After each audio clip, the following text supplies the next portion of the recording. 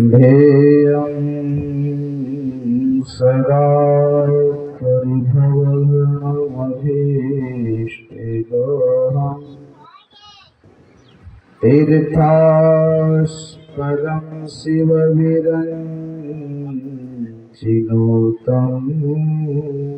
शरणं प्रत्यार्तिहं प्रणतपाम्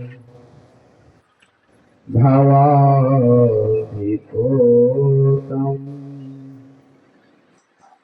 वन्दे महापुरुषते चरणारविन्दम्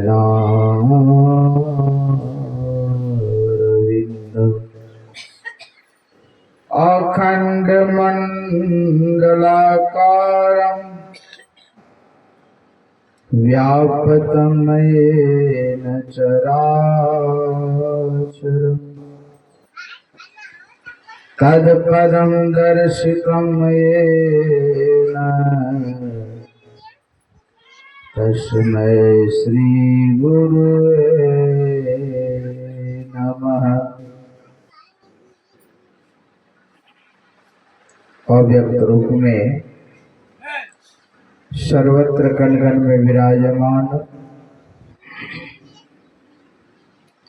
सर्वेश्वर सर्वाधार सर्व सद्गुरु महाराज के पावन पवित्र श्री चरणों में कोटि कोटि नमन। उनके ही हृदय स्वरूप परम पूज्यपाद स्वामी साई स्वामी जी महाराज के श्री चरणों में कोटि कोटि नमन।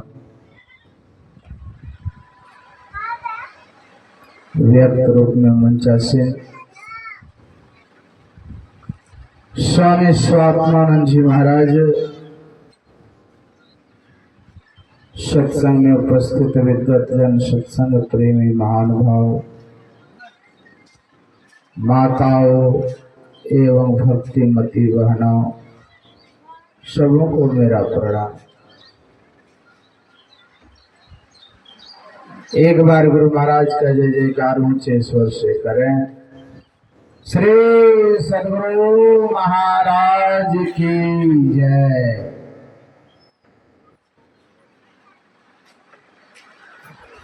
अभी का जो विषय है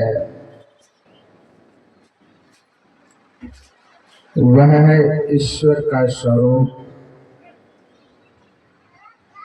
और उसकी प्राप्ति।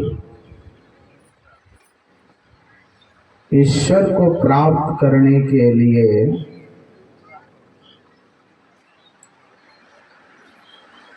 कुछ साधन वेद में बतलाए हैं, जो ईश्वर को हम आप प्राप्त कर सकते हैं। वह साधन क्या है, तो हम लोगों ने अभी पाठ में सुन रहे थे। पहला साधन है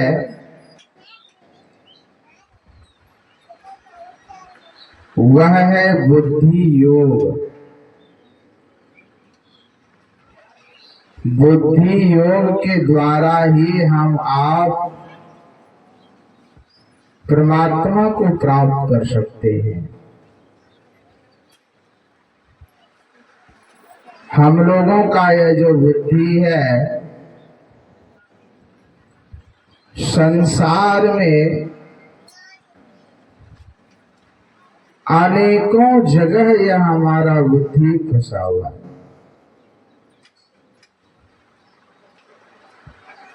कहाँ इस बुद्धि को कहाँ लगाना है?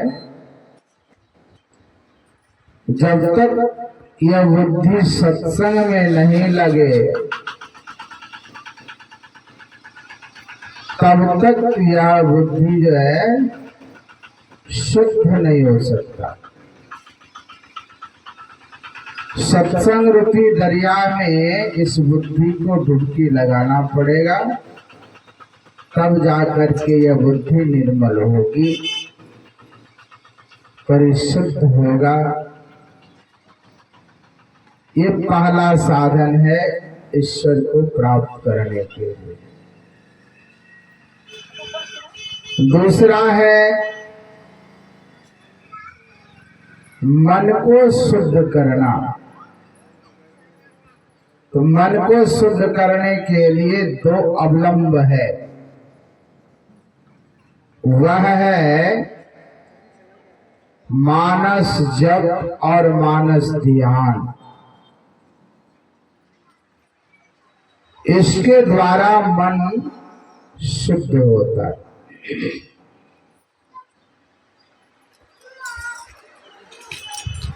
ये संसार ही है नाम रूपात्मक जगत। संसार में जीने के लिए दो अवलंब है, वह है नाम और रूप। किसी भी व्यक्ति का आप नाम नहीं जानते हैं और कभी उसको आप देखे भी नहीं है, तो क्या उससे भेंट होगा? नाम भी नहीं जानते और उसको कभी जीवन में देखे भी नहीं, तो कितनों भी प्रयास कर लीजिए उससे मुलाकात नहीं हो पाएगी। इसीलिए नाम और रूप जरूरी है। तो संतों ने कहा कि संसार से निकलने के लिए, संसार से तरने के लिए आपको नाम और रूप चाहिए। कबीर साहब ने कहा, कोटि नाम संसार में ताते मुक्ति न हो। करोड़ों नाम है, लेकिन मुक्ति जो होती है वह नाम का वह गुप्त नाम है। कोटि नाम संसार में ताते मुक्ति न हो, आदि नाम जो गुप्त जप बोझे बिरला हो। इस नाम को कोई कोई जानते, जाने जानन हारा। जिसके अंदर में जिज्ञासा है, अंदर में अभिलाषा है, तड़प है, प्यास है, वही व्यक्ति इस नाम को जान सकते हैं। तो जो संत महात्मा लोग बतलाते हैं जिस नाम का जप करने के लिए, उस नाम को, उसी को नाम दान कहते हैं, उसी को दीक्षा कहते हैं, उसी को भजन भेद कहते हैं। तो सीख करके इस नाम को नाम दान लेकर उस नाम का जपन करें। जब जाप जपन लागो, तब ध्यान में जब पागो, चिंतन सभी तब त्यागो, ऐसी लगन लगा दो। गुरुदेव दानि तारन, सब भव व्यथा विदारन, मम सकल काज सारन, अपना दरस दिखा दो, अपना दरस दिखा दो। तो जाप करने से ऐसी योग्यता आ जाती है आपके अंदर में जो आप मानस ध्यान आपसे बनने लगेगा। है कि? मानस ध्यान की योग्यता आ जाती है साधक के अंदर में, भक्तों के अंदर में वह क्षमता आ जाती है जो वह मानस ध्यान कर सकते हैं। मानस ध्यान क्या चीज है? मानस ध्यान कहते हैं, मानस माने होता है मन। मन के द्वारा जो ध्यान किया जाता है, मनोमय प्रतिमा बना करके मन के द्वारा प्रतिमा का स्थापित करके जो पूजन किया जाता है हृदय आकाश में, उसी को मानस ध्यान कहते हैं। और मानस ध्यान से वह क्षमता आती है आपके अंदर में कि रिद्धि सिद्धि प्राप्त हो जाता है उस साधक को। वह रिद्धि सिद्धि जो जपात सिद्धि, जप में भी सिद्धि है और मानस ध्यान में भी सिद्धि है।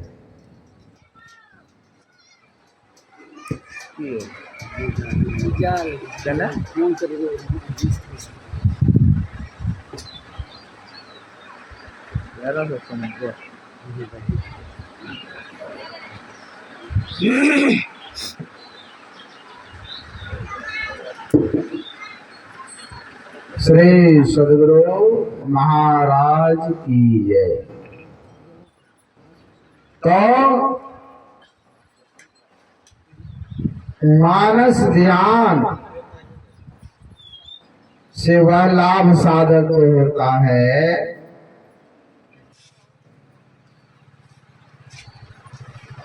गुरु नानक देव जी महाराज कहते हैं,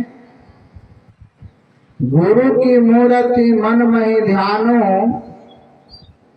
जो इच्छा सोई फल पाओ। महाभारत की कथा आप लोग जानते हैं, कौरव और पांडव के बीच में जो युद्ध हुआ, गृह युद्ध, उसको महाभारत कहते हैं। उसी में एक गुरु जी हो गए जो धनुर्विद्या के विद्वान थे, द्रोणाचार्य। उनके पास एक वनवासी, वन में रहने वाला प्रजाति, जिसको कोल भील कहते हैं हम लोग, अभी के जिसको हम लोग पहाड़िया कह सकते हैं, जो जंगल में रहते हैं, पहाड़ पर रहते हैं। तो ऐसे एक नवयुवक के अंदर में हुआ अभिलाषा कि हम धनुष बाण की विद्या को सीखें। उस समय सिखलाने वाले द्रोणाचार्य थे, विद्वान।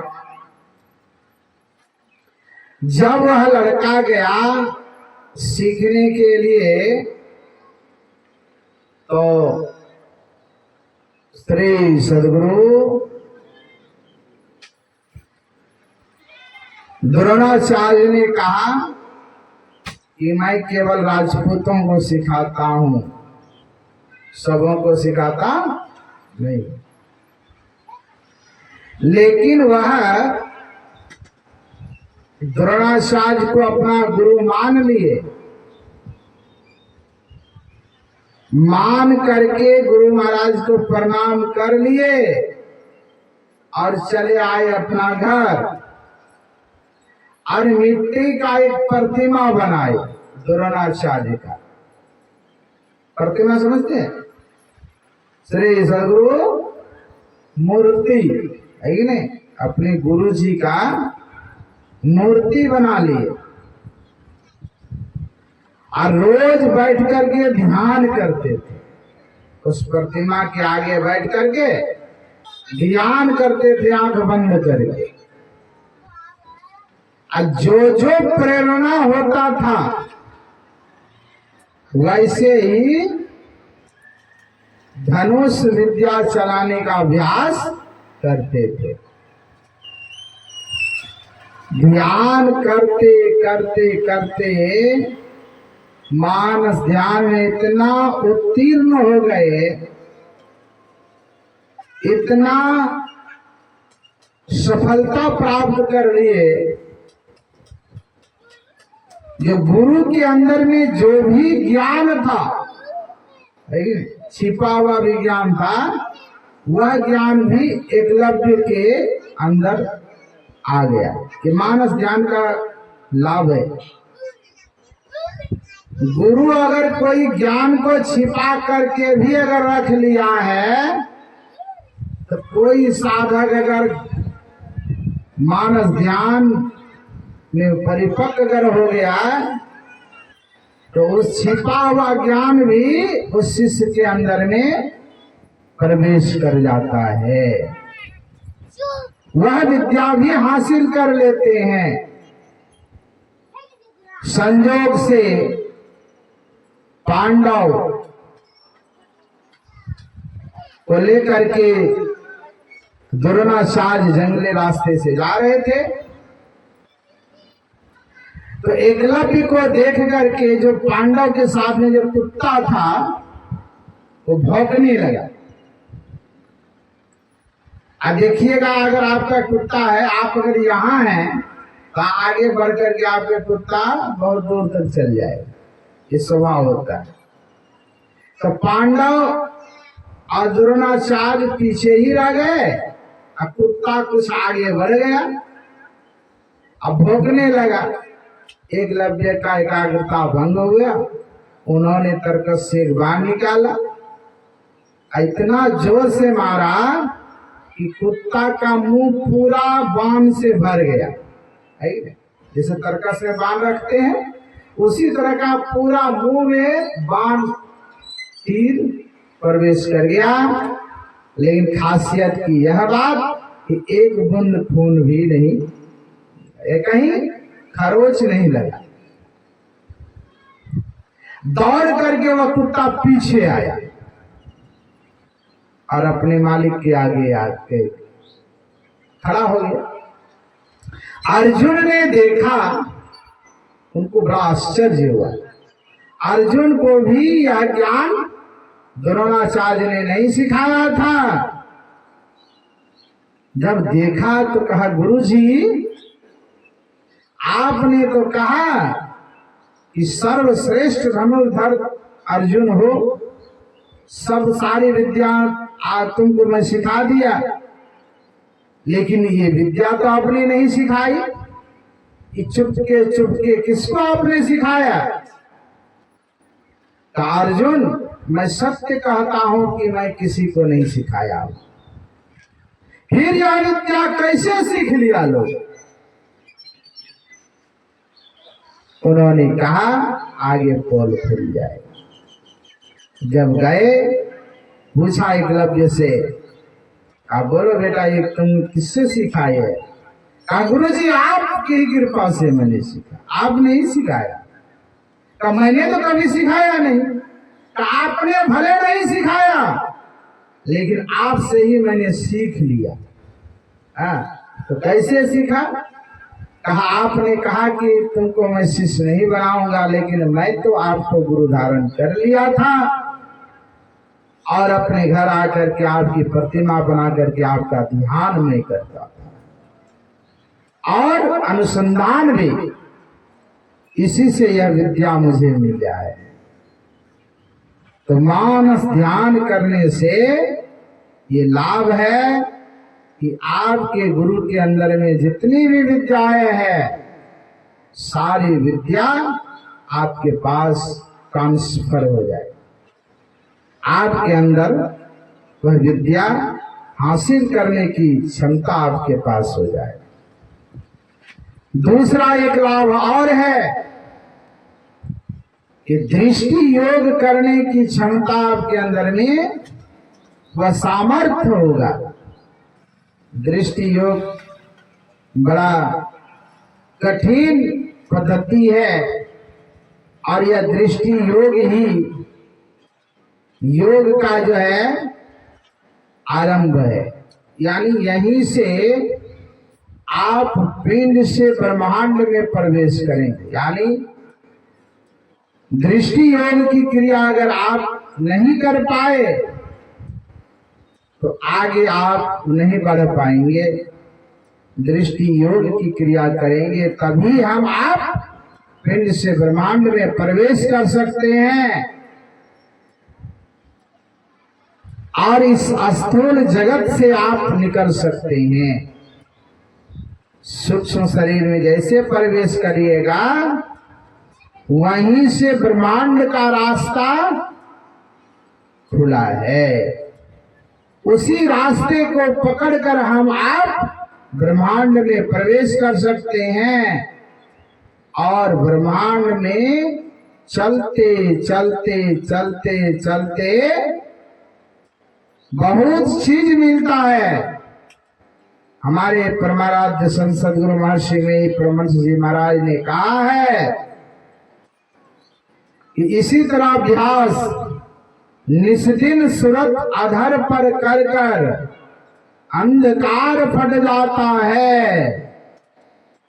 यानी रोज नित्य प्रति अभ्यास करने से आपके अंदर में जो अंधकार है वह अंधकार फट जाता है। जिस तरह की हम आप देखते हैं सुबह ब्रह्म मुहूर्त में जब सूर्य उदय होने लगता है तो पूरब के तरफ जो अंधकार है वो फटने लगता है, धीरे धीरे खत्म होने लगता है और उधर से प्रकाश की छटा निकलती है।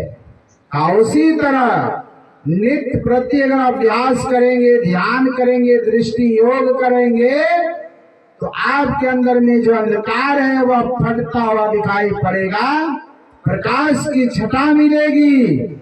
तो कहा निस्दिन सुरत अधर पर कर कर अंधकार फट जाता है।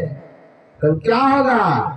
तो कहा पीली नीली लाल सफेदी स्याही सरमख आता है। ये तरह तरह के रंग बिरंग का जो है दृश्य देखने को मिलता है। उसके बाद कहते हैं कोटि भान छवि तेज उजाली, करोड़ों सूर्य के समान प्रकाश आपको दिखाई पड़ेगा। और वह प्रकाश जब हम आप देखेंगे इस तरह की अलौकिक शक्ति मिलेगी जो हम आप संसार में वह सुख का अनुभव कभी नहीं किए होंगे, वैसा सुख आपको अनुभव होगा। प्रकाश मंडल में आप सैर करेंगे, चलते चलते चलते शब्द मंडल मिलेगा, शब्द सुनाई पड़ेगा और वह शब्द सांसारिक शब्द नहीं होगा, वह परमार्थिक शब्द होगा। यानी परमात्मा से जिस समय सृष्टि हुई थी उसी समय शब्द हुआ है और शब्द से ही यह सृष्टि संसार बना है। इसीलिए संत कबीर साहब ने कहा जेहि शब्द से प्रकट भये सब, सोई शब्द कही लीजिए साधो, शब्द साधना कीजिए। आगे शब्द का साधना है। शब्द पांचों मंडल का अलग अलग शब्द होता है। पांचों नौबत बाजती हो छठी सो राग, वह शब्द होता है और वह शब्द को पकड़ेंगे। पकड़ते पकड़ते जो सार शब्द है उस शब्द को जब पकड़ेंगे तो शब्द आपको खींच करके, शब्द का काम ही है ऊर्ध्व गति करना, ऊपर के तरफ खींचना, यानी अपने तरफ खींच करके ले जाना। हम आप देखते हैं कहीं बाजा बजता है, अच्छा राग धुन बजता है, जैसे वह शब्द कान में पड़ता है तो आप वहां खींचे चले जाते कि कहां से यह आवाज आ रहा। उसी तरह उस सार शब्द को जैसे पकड़ेंगे, आपको वह शब्द खींच करके वहां तक पहुंचा देगा जहां से वह शब्द आ रहा है। तो शब्द कहां से आता है? शब्द मंडल से।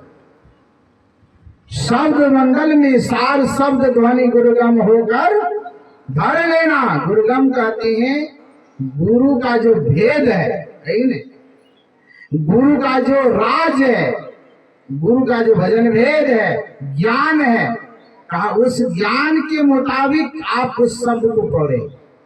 शब्द मंडल में सार शब्द ध्वनि गुरुगम होकर धर लेना, और जगत जेल को इसी युक्ति से सुनने ही तजना होगा। आओ वीरो मर्द बनो, अब जेल तुम्हें तजना होगा। मन निग्रह के समर क्षेत्र में सन्मुख फिर डटना होगा। तो इसी सदयुक्ति से यही वेद का आदेश है कि इस तरह से मन को